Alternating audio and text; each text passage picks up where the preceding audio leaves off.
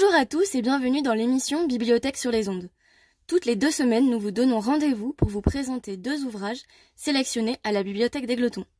Ces œuvres seront reliées par une thématique commune et nous aurons le plaisir de les explorer ensemble au cours de ces quelques minutes. À la veille du 14 juillet, jour de la fête nationale, nous vous proposons un voyage dans le temps pour revivre les moments forts de cette période tumultueuse qui a façonné notre histoire. Aujourd'hui, nous débutons avec une bande dessinée écrite par Fourquemin et illustrée par Autière. Elle raconte l'histoire de 4 enfants qui, pris dans le tourbillon de la Révolution, vont devoir lutter pour leur liberté. Un récit captivant et émouvant qui nous plonge au cœur des événements de 1789 à travers les yeux d'enfants. Nous parlerons ensuite d'un livre destiné également à la jeunesse, écrit par Noélie Vialet et illustré par Prince Gigi. Ce livre fait partie de la belle collection Les Romans Images Doc, qui permet aux enfants de s'initier au roman tout en douceur. Ici, nous suivons la petite lingère de la famille royale. Restez avec nous pour découvrir ces œuvres historiques. Nous allons vous parler d'une œuvre captivante destinée à la jeunesse, mais qui saura séduire tous les publics, la bande dessinée Révolutionnaire, scénarisée par David Fourquemin et illustrée par Régis Autière. Ce récit palpitant et émouvant nous transporte en pleine période post-Révolution française, une époque marquée par les bouleversements et les révoltes, les espoirs et les désillusions. Notre histoire débute sur une route où un cortège escorte Sélénie, une jeune fille noble et notre protagoniste, sous la garde de la marquise sa tante. Le voyage, empreint de gravité, s'accompagne d'une terrible révélation. Le père de Sélénie a été tué durant les fameuses journées de 1589, un tournant crucial pour la Révolution française. Cette tragédie est encore fraîche et la tension palpable est bientôt exacerbée par une embuscade violente. Les assaillants ne laissent aucune chance au cortège et Sélénie se retrouve orpheline, laissée abandonnée dans une forêt sombre, ayant pour seul compagnon son précepteur. Miraculeusement, Sélénie survit et, avec son fidèle précepteur, trouve refuge chez sa tante à Nantes, la marquise. Très vite, Sélénie se rend compte que cette grande maison, censée être un havre de paix, est en réalité un nid de complot. Le marquis, un homme ambitieux et sans scrupules, a commandité l'assassinat de la mère de Sélénie et finit par empoisonner le précepteur. Il nourrit désormais l'intention de se débarrasser de Sélénie pour s'emparer de son héritage, car celle-ci est la seule héritière de ses parents. L'étau se resserre autour de la jeune fille qui n'a d'autre choix que de fuir. Commence alors une course effrénée pour sa survie. Errant dans les rues de Nantes, elle trébuche contre un enfant mendiant, un garçon malicieux qui la conduit au cœur d'un marché animé. Là, parmi la foule, Sélénie découvre un monde bien différent de celui qu'elle connaissait.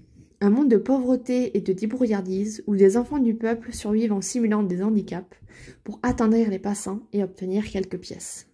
À la sortie de ce chaos, Titor, l'enfant qu'elle a rencontré, et Pince Mitraille, son ami, décident de la ramener au marquis afin de pouvoir gagner quelques sous.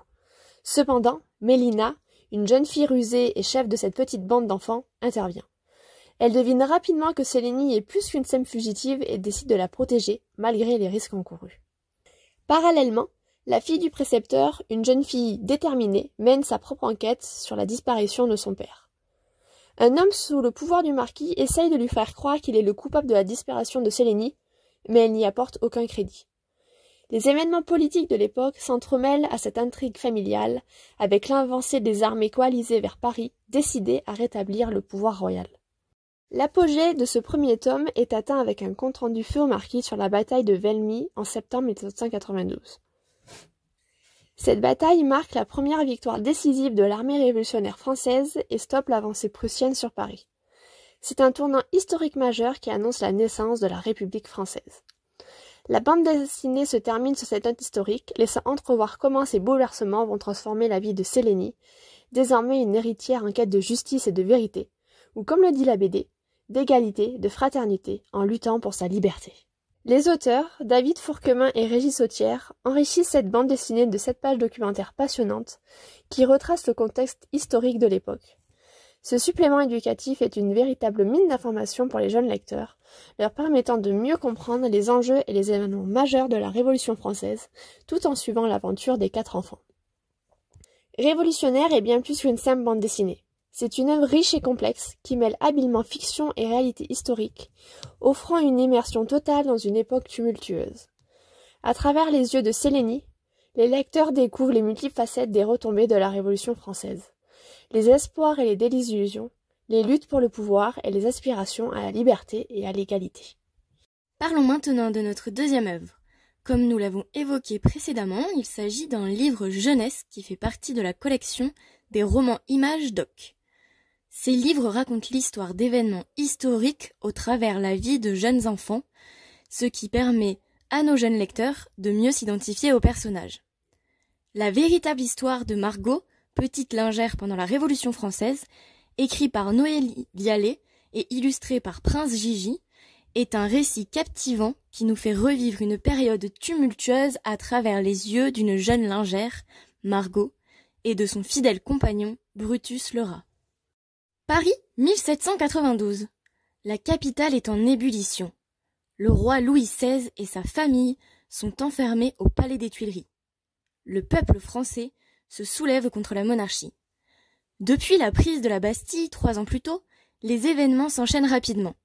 Margot, notre héroïne, se retrouve au cœur de cette révolution, transportant le linge royal chaque semaine au palais des Tuileries. Sa mère, courageuse, cache un prêtre réfractaire, ce qui est extrêmement risqué à cette époque où les prêtres non assermentés et leurs protecteurs sont pourchassés. L'aventure commence véritablement lorsqu'une semaine plus tard, Margot assiste à une émeute aux Tuileries. Des sans-culottes envahissent le palais. Mais la situation se désamorce. Cependant, en rentrant chez elle, Margot apprend une terrible nouvelle. Sa mère a été arrêtée, trahie par les voisins. La tension monte. Margot continue son travail malgré tout et découvre qu'une tentative d'assassinat contre la reine a été déjouée. Elle essaie de trouver un peu de répit en se rendant à un bal près de Paris avec son ami Marcelin. À son retour, Margot apprend que la famille royale a été emprisonnée et que le roi a été déchu de ses fonctions. Elle reçoit un cadeau précieux de la gouvernante des Tuileries, l'éventail de la reine. Mais Margot a une autre priorité, retrouver sa mère. Une amie lui offre une piste, mais cela a un coût. La quête de Margot pour réunir l'argent nécessaire la conduit donc à vendre l'éventail royal. Avec l'aide de son cher ami Marcelin, ils obtiennent la clé de la prison où la mère est détenue. Brutus le rat et les 3 enfants réussissent à faire évader la mère de Margot. Enfin, quelques jours plus tard, une nouvelle majeure arrive.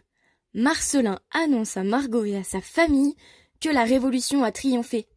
La République sera proclamée le lendemain, marquant la fin d'une ère et le début d'une nouvelle. Ce livre n'est pas seulement une histoire captivante, il est aussi richement illustré par Prince Gigi. Les dessins nous plongent dans l'ambiance de l'époque avec des scènes marquantes comme la procession des États généraux du 5 mai 1789, la prise de la Bastille ou encore le passage de la monarchie à la République. Des explications claires et succinctes accompagnent ces illustrations, rendant cette période complexe accessible à tous. La véritable histoire de Margot, petite lingère pendant la Révolution française, est une véritable immersion dans l'histoire. Idéale pour les jeunes, mais aussi les moins jeunes. Noélie Vialet nous offre un récit émouvant et éducatif, magnifiquement mis en image par Prince Gigi. Chers auditeurs, nous arrivons à la fin de notre émission spéciale consacrée à la Révolution française, à la veille de notre fête nationale. Nous espérons que ce voyage dans le passé vous a permis de mieux comprendre cette période clé de notre histoire, marquée par des bouleversements sociaux et politiques profonds. La bande dessinée de Fourquemin et Autière, avec l'histoire poignante de ces 4 enfants en quête de liberté, nous rappelle à quel point la Révolution a été un moment d'espoir et de courage, mais aussi de sacrifice et de combat. À travers leur aventure, nous revivons les idéaux de liberté, d'égalité et de fraternité qui ont animé cette époque et qui continuent de résonner aujourd'hui. Le livre jeunesse de Noélie Vialet est un excellent moyen d'initier les jeunes enfants à la lecture des romans, mais surtout de leur faire toucher du doigt des notions historiques et de base sur le sujet de la Révolution française. Grâce à ces petites pages historiques accompagnées de leur illustration, votre enfant pourra acquérir des bases de compréhension sur la période qui lui serviront dans sa scolarité. Alors que nous nous préparons à célébrer le 14 juillet, souvenons-nous de l'héritage de ces événements et des leçons qu'ils nous ont léguées. Que cette journée soit non seulement une fête, mais aussi une réflexion sur les valeurs et les idéaux qui nous unissent en tant que nation. Passez une excellente journée et une fête nationale joyeuse et inspirante. Merci de nous avoir rejoints sur les ondes. Et rendez-vous bientôt pour de nouvelles explorations littéraires.